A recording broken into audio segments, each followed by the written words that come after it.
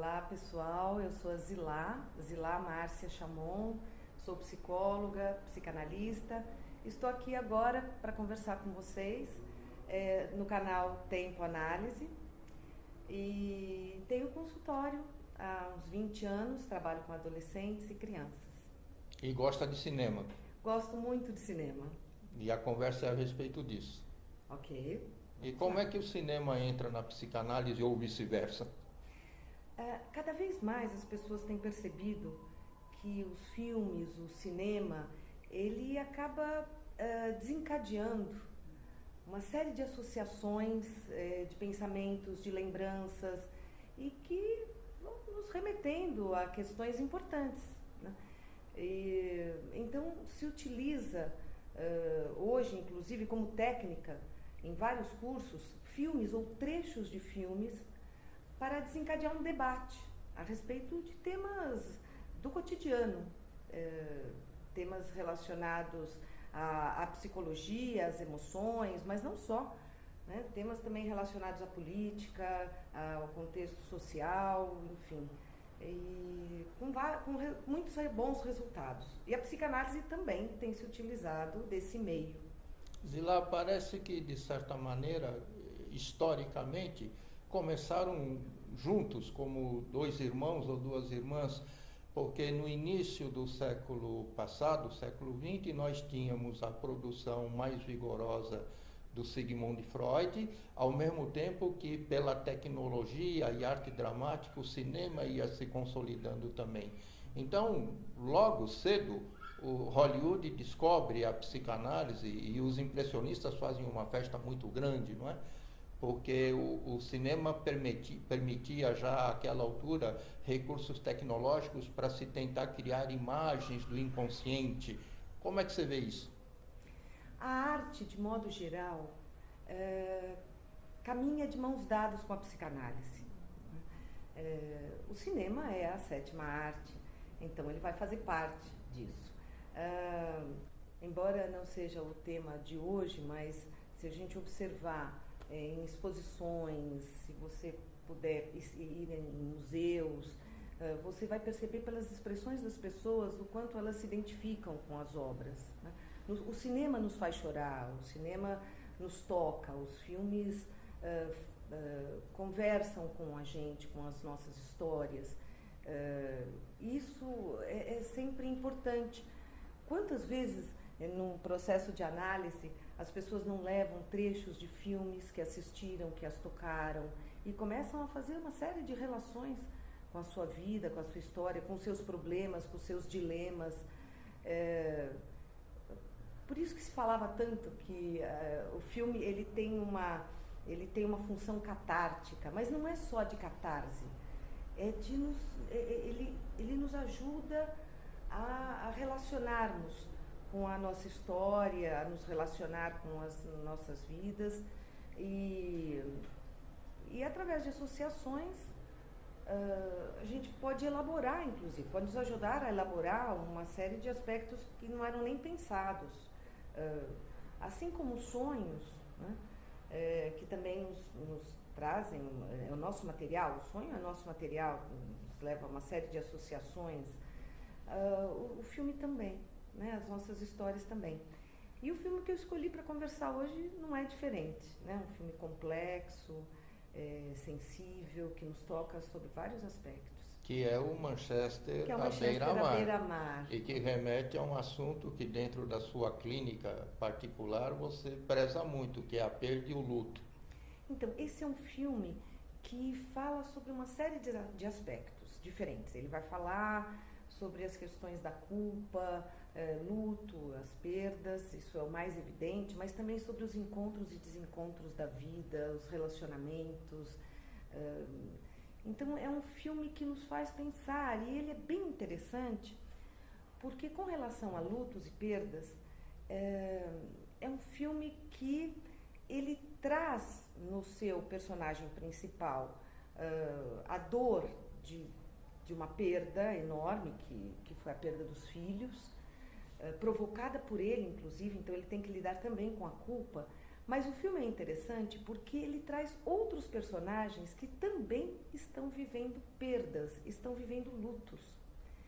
Só que de maneiras diferentes, em tempos diferentes, eles vão dar um destino diferente pro luto, né? E por isso que me interessou esse filme.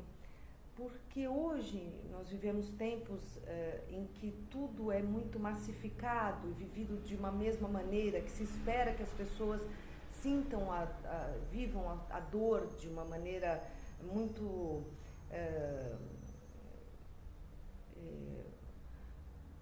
muito comum, no mesmo tempo, como se todo mundo tivesse que viver o luto num determinado período e depois passar a régua, como dizem, né? Mas o filme traz exatamente isso, que cada um pode viver no seu tempo e do seu jeito os lutos.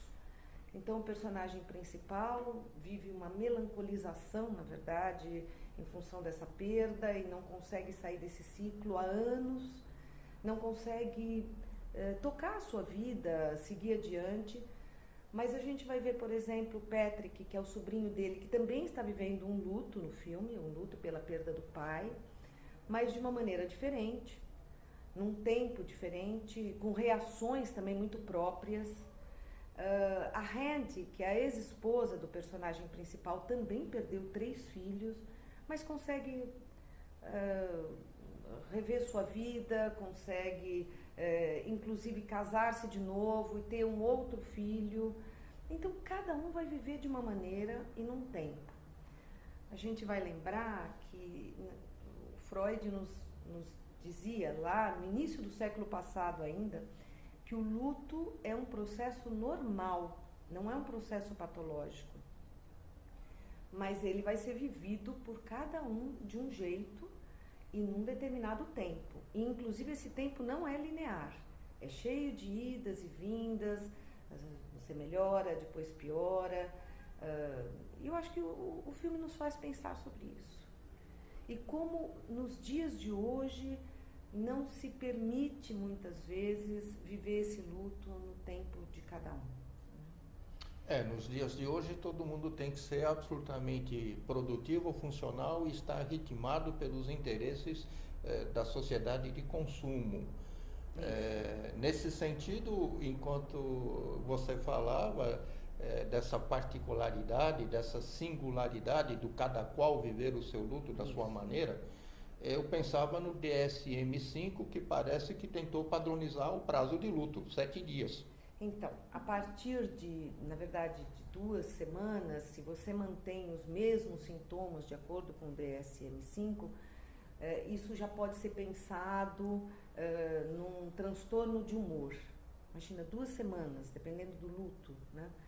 É quase absurdo, né? Se a gente pensar, eu recebi recentemente uma paciente que falava muito triste, que dizia que chorava todos os dias porque tinha terminado um relacionamento muito recentemente.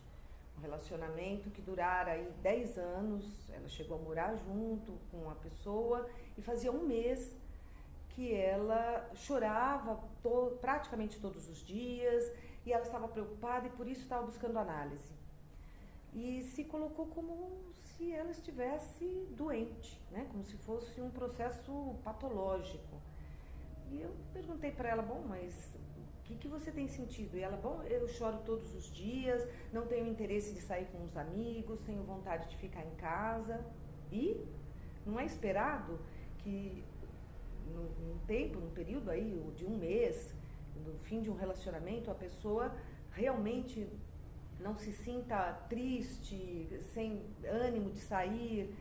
Mas hoje a tendência é essa, ela procurou ajuda, incentivada pelos amigos que diziam, olha, você deve estar doente, você não quer sair mais com a gente, não quer ir para balada, não consegue superar esse fim de relacionamento. Então é isso, Fausto. Na verdade, nós vivemos num tempo, e a gente sabe, numa sociedade muito acelerada, né? São os tempos de uma aceleração que não se permite que a pessoa, depois de 1 mês, de um fim de um relacionamento importante, possa chorar, né? Então, Aliás, essa sociedade nossa de hoje, fazemos parte dela, além de acelerada, ela também não admite muito a perda, a derrota, o fracasso, é a sociedade do sucesso, não aceita mais a morte como parte da vida, discrimina a morte, esconde a morte. Qual é a sua opinião? então, os sintomas eles são vividos de formas diferentes, claro, de acordo com todo o contexto histórico, o contexto social. Os pacientes que chegavam no consultório de Freud apresentavam sintomas diferentes, de formas diferentes do que os pacientes que hoje se apresentam nos nossos consultórios. A forma como se vivia a morte antigamente era muito diferente de como se vive hoje. Mas a gente não precisa ir muito longe, né? Se a gente pensar no tempo dos nossos avós, por exemplo, os nossos bisavós, as pessoas, os próprios familiares preparavam, por exemplo, a pessoa morta querida, né? Preparavam em casa, o corpo era velado dentro das casas, em cima das mesas, né, da cozinha, da sala, as crianças correndo ao redor. Hoje se fala muito de morte, hoje se fala muito, mas se fala de uma forma distanciada. Então, nos meios de comunicação, por exemplo, aparecem as estatísticas, mesmo os serviços que são prestados são muito sofisticados. Hoje se tem pouco contato com o defunto, que nem se usa mais essa palavra, né? Assim, com o morto. As pessoas, elas se distanciaram muito da morte, porque as pessoas hoje estão distantes da sua dor. É isso que se propaga hoje, né? A gente vê nos vários livros de autoajuda, por exemplo, propagam que você seja feliz a qualquer preço, né? Seja feliz em 10 passos. Então se evita muito a dor, se evita a morte, né? E se evita o contato com a perda e o luto. Por isso que os amigos vão aconselhando aí, não, olha, vira a página, passa a régua, a fila anda. Então se entra nesse ritmo acelerado da sociedade que não permite o tempo necessário para poder se retirar, como Freud dizia, se retirar toda a energia que se foi colocada naquele objeto amoroso, naquela pessoa, que se possa fazer uma retirada dessa libido, dessa energia para o seu ego, para depois, com o tempo certo, se voltar a reinvestir em outros objetos. Mas isso tem um tempo, né? Eu fiz aqui uma associação minha agora. Sim. Quando você diz lá do distanciamento da dor, né, temos insistido muito em distanciar a pessoa da dor, mesmo aquela dor normal, natural, né? Viver não deixa de ser um ato de dor em alguns aspectos, e toda a poesia mostra isso. A associação que eu fiz foi com uma outra convidada que veio aqui ao canal Tempo Análise, a professora Maria José, que falou sobre drogas. Conheço. Então eu penso, distanciar da dor dessa forma como hoje se insiste nisso na sociedade, talvez seja um facilitador para que nos aproximemos da droga. Sim, é um fator importante, é um fator de risco, né? Como se falava, a gente falava em fatores protetores, fatores de risco com relação a dependências químicas, e sem dúvida nenhuma, não permitir que a dor se expresse ou que a pessoa possa expressar a sua dor contribui para não só um abuso de drogas, mas uma série de outros sintomas que você pode desenvolver, né? Então, se tenta tamponar a dor de todas as maneiras. E drogas é uma forma de tamponar a dor, a gente sabe, né? E outra associação também, apesar de o foco ter estado até aqui no belíssimo filme Manchester à beira-mar, mas quando você fala da não mais preparação dos mortos, isso realmente acabou, pelo menos nas grandes cidades, não é? O morto do hospital vai para o velório e isso é tudo. lembrei de um outro filme belíssimo japonês chamado A Partida. A Partida é lindo, é um filme antigo, belíssimo, belíssimo, que mostra todo um ritual de preparação e de cuidado e de respeito, não só à pessoa, ao morto, né? Mas aos familiares, ao tempo, né?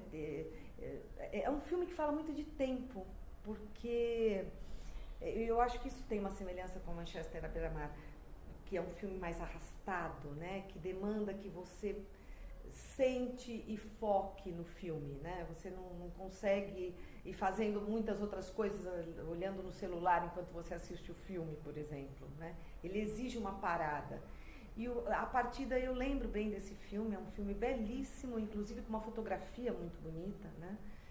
Mas que mostra isso, que o tempo é algo que a gente precisa rever em nossas vidas, né? Que se ganha quando aparentemente se perde tempo, né? Se ganha em termos de poder não só pensar sobre, por exemplo, as pessoas que partiram, né? Mas de poder retomar a sua história junto com essa pessoa, por exemplo, né? De poder se rever. E quantos insights a gente não tem nesses processos, né? Às vezes os pacientes me falam, Zilá, eu estava ali na sala de espera, que aliás é um termo interessante, né? A sala de espera, e quantas lembranças me veio, quantas associações me apareceram que eu gostaria de trazer nesse momento para você, mas por quê? Porque a pessoa pôde chegar antes, né, do processo do início da sessão da análise, poder dar uma parada, poder pensar no que ia falar, no que gostaria de conversar naquele dia.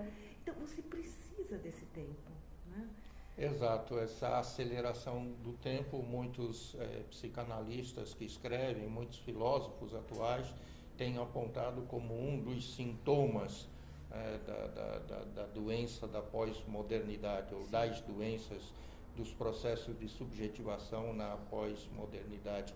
E mesmo também esses filósofos e alguns filósofos teólogos apontam como antídoto a contemplação. É isso que você disse. A sala de espera não deixa de ser um micro momento de contemplação, não é? Que a gente precisa estender mais nas nossas vidas. Sem dúvida. Às vezes na sala de espera isso acontece mais do que na própria sessão, em termos de produção mesmo. Ela traz depois para a sessão. E são as salas de espera das nossas vidas, né? O quanto às vezes a gente não precisa dar essas paradas e não nos permitimos isso. Mas você trazia algo interessante com relação aos filmes, né? Você lembrou da Partida, e eu fiquei pensando que mesmo ir ao cinema, né? E você se preparar para ir ao cinema, você fazer o caminho até o cinema, esperar o filme começar, né? Esse é todo um processo também que faz parte e que as pessoas hoje, infelizmente, estão cortando das suas vidas, né? Então fica muito mais prático, muitas vezes ficar em casa, e hoje você tem uma facilidade tecnológica para acessar os filmes em casa. Então se perde também, né? Se perde essa possibilidade de se preparar, porque é todo um preparo que a gente faz para esse momento, né? Assim como se prepara para entrar no processo de análise. Eu lembrei agora de colocar, a partir da sua questão, que uma das grandes contribuições do Freud foi justamente mostrar que vários processos nossos do dia a dia, eles fazem parte do nosso psiquismo. Eles não são processos patológicos. Eles podem até ser, aparentemente, né? Mas eles fazem parte. O Freud escreve um texto importante no início do século passado também, que se chama A Psicopatologia da Vida Cotidiana. A psicopatologia da vida cotidiana, né? Então, temos aí uma série de processos como o próprio sonhar, né? Que são processos normais do nosso psiquismo. Então, assim também, o luto, né? A dor do luto, fazem parte, são processos para serem encarados como normais. O Freud, inclusive, ele nos alertava com relação a tratamentos, né? Que a gente precisa tomar cuidado. As pessoas são encaminhadas, às vezes, para tratar luto. Luto não se trata, né? O luto se vive e não se confunde luto, por exemplo, com depressão, que hoje as pessoas confundem muito, né? Eu tenho tido notícias de alguns profissionais que fazem encaminhamento, por exemplo, para psicoterapias, de pessoas que estão vivendo processos normais de luto. Elas não estão em depressão. Então, essa diferenciação é importante que a gente faça e tenha cuidado, né? Para não psicopatologizar tudo, inclusive esses processos normais, né? Pois bem, então a gente fez uma junção muito boa aqui de cinema e psicanálise, né? Saiu além do pensado. E para terminar, me ocorre um raciocínio. Se é verdade, como se disse, que nossa sociedade atual, contemporânea, pós-tudo já, foge apavorada das perdas, do fracasso, da morte, não é? E se também, como eu sei, esse é um campo da sua atuação, a vivência do luto, e outra diferença a se fazer, como você bem conhece, Freud registrou, é a do luto com a melancolia. Mas eu queria perguntar, como tem sido nas suas apresentações, suas aulas, suas tantas palestras, a reação do público ao que você diz e a esse tema? É surpreendente, porque é um tema difícil, é um tema que toca as pessoas, muitas vezes que traz lembranças, mas o público tem reagido de uma forma muito, muito interessante, muito aberta. Primeiro porque realmente perda é algo que faz parte da vida de todos nós. Então, nós não estamos falando de um sintoma que algumas pessoas se manifestam, outras não têm ideia porque nunca passaram. Não, todo mundo já viveu perdas, todo mundo vive lutos. Então, o próprio filme Manchester à beira-mar, ele desencadeia uma série de lembranças para as pessoas de suas vidas, com relação às suas perdas, e as pessoas trazem para o grupo essas lembranças e essas contribuições de uma forma muito generosa. O público faz uma associação com o filme, muitas vezes traz cenas e relações que eu também não tinha feito com o filme, então acaba enriquecendo bastante as nossas discussões, mas o mais interessante é quando as pessoas podem manifestar partes da sua história. E, de modo geral, as pessoas respeitam muito essas falas, esses momentos. As pessoas se emocionam quando lembram de algumas perdas, mas é sempre de uma maneira muito generosa. E as conversas acabam se alongando, porque é claro que a proposta não é que se faça uma terapia em grupo, mas não deixa de ser terapêutico, porque as pessoas podem falar, podem ser ouvidas, umas pelas outras, então é sempre bastante rico. E eu tenho tido experiências marcantes com relação a esse instrumento que a gente pode utilizar, da arte, que é o cinema, e de como as pessoas se inspiram, né, digamos assim, para abrir uma conversa no grupo. É bem interessante, eu tenho gostado muito dessa experiência. Então, muito bom, muito obrigado e vamos ao cinema? Vamos lá! Até mais, obrigada pela oportunidade e até a próxima.